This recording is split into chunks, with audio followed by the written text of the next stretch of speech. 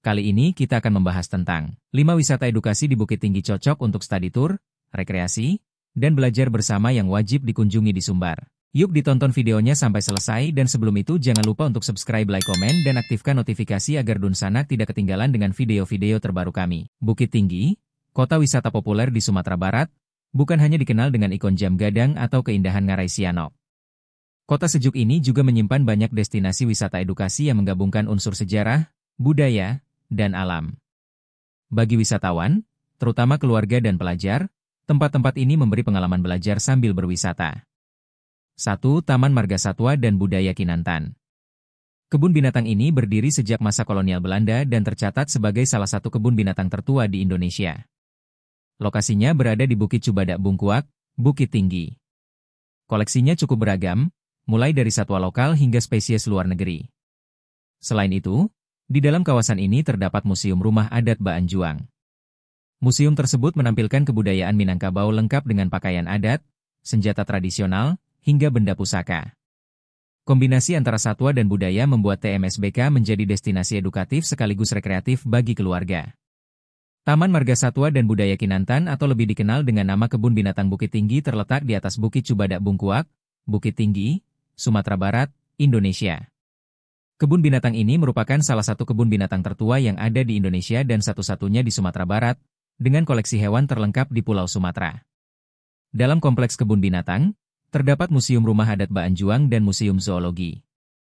Kompleks ini dihubungkan oleh jembatan Limpapeh dengan objek wisata Benteng Fort de Kock. Kebun binatang ini dibangun oleh pemerintahan Hindia Belanda pada tahun 1900-an, berupa kebun bunga dengan nama Strompark Kebun Bunga. Lokasinya menempati Bukit Malambuang. Strom adalah nama dari perancang dari taman ini, yakni Storm Gravenzande, kala itu menjabat sebagai asisten residen Agam. Semula, taman tersebut hanya berupa taman yang belum mempunyai koleksi binatang. Beberapa koleksi hewan mulai dimasukkan ke dalam taman.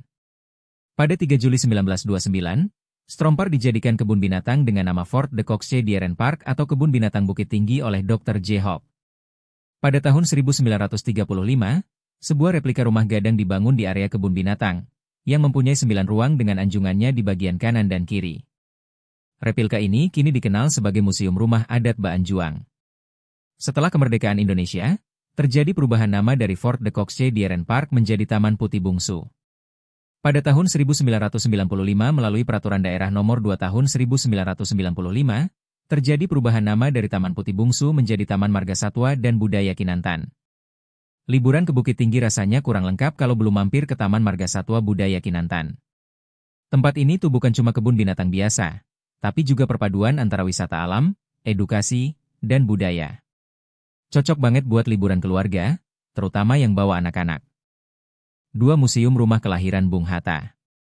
Museum ini menyimpan kisah masa kecil proklamator Muhammad Hatta yang lahir di Bukit Tinggi pada 1902. Bangunan bergaya rumah gadang ini dilestarikan sebagai saksi sejarah, dengan koleksi berupa perabotan rumah tangga asli keluarga Hatta, arsip, serta foto-foto perjuangan. Bagi pengunjung, museum ini memberi gambaran nyata tentang kehidupan sederhana Bung Hatta sejak kecil hingga tumbuh sebagai tokoh bangsa. Nilai edukatifnya sangat kuat, terutama bagi generasi muda yang ingin mengenal lebih dekat sosok proklamator kemerdekaan. Rumah kelahiran Bung Hatta adalah rumah yang dibangun sebagai upaya mengenang dan memperoleh gambaran tempat Bung Hatta dilahirkan dan menghabiskan masa kecilnya sampai berusia 11 tahun. Pendidikan formal Bung Hatta dimulai di Europese Lagere School Bukit Tinggi. Selanjutnya Bung Hatta melanjutkan pendidikan menengahnya di Meer Uitgered Lager Onderwijs atau Sekolah Menengah di Kota Padang. Ia lalu melanjutkan pendidikannya ke Prince Hendrik School di Batavia, yang sekarang dikenal sebagai Jakarta. Setelah menyelesaikan pendidikan menengahnya, Hatta melanjutkan pendidikannya di Handelshoge School, sebuah sekolah dagang di Rotterdam, Belanda, antara tahun 1921 hingga 1932. Sebelum ia menempuh pendidikan menengah, Hatta menghabiskan masa kecilnya di rumah kelahirannya yang terletak di Jalan Soekarno-Hatta nomor 37, Bukit Tinggi, Sumatera Barat. Rumah ini didirikan sekitar tahun 1860-an dan menggunakan struktur kayu yang terdiri dari bangunan utama, pavilion, lumbung padi, dapur dan kandang kuda serta kolam ikan. Bangunan utama berfungsi untuk menerima tamu, ruang makan keluarga, dan kamar ibu, paman, dan kakek Bung Hatta sedangkan pavilion berfungsi sebagai kamar tidur Bung Hatta. Rumah kelahiran Bung Hatta adalah sebuah tempat bersejarah yang menjadi tujuan wisata di Kota Bukit Tinggi, Sumatera Barat. Sebagai tempat kelahiran Muhammad Hatta, rumah ini memiliki signifikansi historis karena menjadi tempat di mana Hatta dilahirkan dan menghabiskan masa kecilnya. Lokasinya mudah dijangkau dari pusat kota dan hanya berjarak sekitar 10 menit dari Jam Gadang. 3. Museum Perjuangan Tridaya Eka Dharma. Museum ini didirikan untuk mengenang perjuangan rakyat Minangkabau dalam mempertahankan kemerdekaan. Koleksinya meliputi dokumen, arsip, senjata tradisional maupun modern, hingga foto-foto pahlawan lokal. Nama, Tridaya Eka Dharma, merujuk pada semangat rakyat dalam perjuangan di 3 aspek, politik, ekonomi, dan sosial budaya. Bagi pelajar, museum ini menjadi sumber pembelajaran langsung mengenai peran Sumatera Barat dalam sejarah Indonesia. Museum Tridaya Eka Dharma adalah salah satu museum yang ada di Sumatera Barat yang terletak di Kota Bukit Tinggi, tepatnya di Jalan Panorama nomor 22, Kelurahan Kayu Kubu, Kecamatan Guguk Panjang, Bukit Tinggi. Museum ini diresmikan oleh Muhammad Hatta pada tanggal 16 Agustus 1973. Museum yang memiliki koleksi ratusan senjata zaman perang ini terbuka untuk masyarakat umum. Museum ini dahulunya adalah rumah peristirahatan Gubernur Sumatera. Pendirian museum ini digagas oleh Brigjen Widodo, salah seorang pimpinan TNI wilayah Sumatera Tengah. Gagasan tersebut kemudian dilanjutkan oleh Brigjen Soemantoro dengan mendirikan museum. Pada tanggal 16 Agustus 1973, didirikanlah Museum Perjuangan Tridaya Eka Dharma. Nama, Tridaya Eka Dharma, pada nama Museum Tridaya Eka Dharma berarti 3 unsur kekuatan dalam satu pengabdian. Nama ini bisa dikaitkan dengan falsafah Minang, Tigo Tungku Sajarangan. Museum ini didirikan sebagai sarana komunikasi antara generasi dan sebagai pewaris semangat juang dan nilai-nilai kepahlawanan. Lokasi Museum Perjuangan Tridaya Eka Dharma di Kota Bukit Tinggi.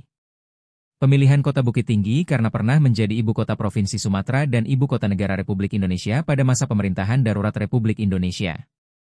Berbagai benda-benda bersejarah terdapat di museum ini, di antaranya senapan laras panjang, senapan laras pendek, meriam, amunisi, granat, perlengkapan perang, pemancar radio, alat penerima sinyal, telepon dan juga pakaian para tentara Indonesia dan tentara asing.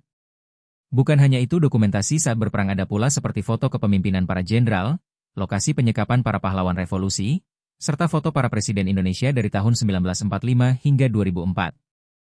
Pada bagian luar museum terdapat pula pesawat terbang ET-16, Harvard B419 buatan Amerika Serikat yang dulunya digunakan dalam penumpasan pemerintahan revolusioner Republik Indonesia di Sumatera Tengah tahun 1958, yang dioperasikan di Solok, Indarung, Bukit Tinggi, dan Payakumbuh. Setelah habis masa terbangnya, pesawat terbang tersebut disimpan di depot logistik di Lanud Hussein Sastranegara di Bandung oleh staf Angkatan Udara. Kemudian, pada tahun 1973 diserahkan ke Museum Tridaya Eka Dharma untuk dijadikan benda koleksi.